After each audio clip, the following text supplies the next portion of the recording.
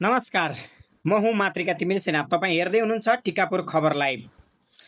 टिकापुर अस्पताल प्रयोगशालाका प्रमुख उमेश बजगाईमाथि टिकापुर अस्पताल कार्यालयभित्रै भएको हातपातको घटनाले अहिले आम नागरिकको ध्यान तानेको छ। घटनामा संलग्न भएको आरोपमा टिकापुर अस्पतालकै फिजियोथेरापिस्ट अनिल तिवारीलाई प्रहरीले पक्राउ गरी कानुनी अनुसन्धान अघि बढाएको छ। अब सत्य तथ्य के हो भन्ने कुरा कानुनी प्रक्रियालाई नै पुष्टि गरेको छ। टिकापुर अस्पताल विकास समितिमा भर्खरै टिकापुरको समाजलाई बुझेका टिकापुर उद्योग वाणिज्य सङ्घको अध्यक्ष बनिसकेका रामबहादुर भण्डारी नियुक्त हुनुभएको छ।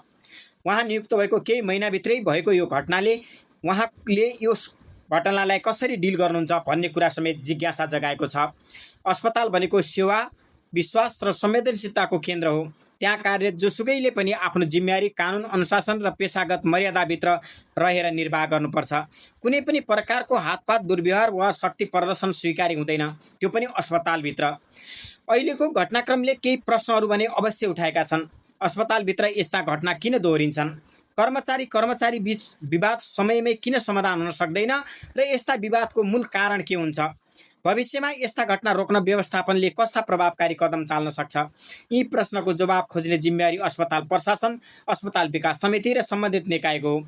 निष्पक्ष छानबिन होस्, दोषी जो भए पनि कानुन अनुसार कारबाही होस्, निर्दोषमाथि अन्याय नहोस्, यी सबैको साझा अपेक्षा हो। हामी आशा गर्छौँ नवनियुक्त अध्यक्ष रामबहादुर भण्डारीको नेतृत्वमा अस्पतालमा पारदर्शिता, जवाबदेहिता र सुशासन अझ सुदृढ हुनेछ।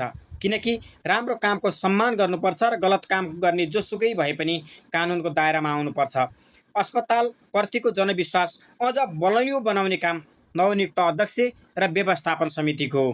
तर घटनाक्रमले शङ्काको सुई भने तिर्स्याएको छ। जतिखेर यो शङ्कालाई पुष्टि हुनेछ त्यतिखेर फेरि बोल्नेछौँ। धन्यवाद।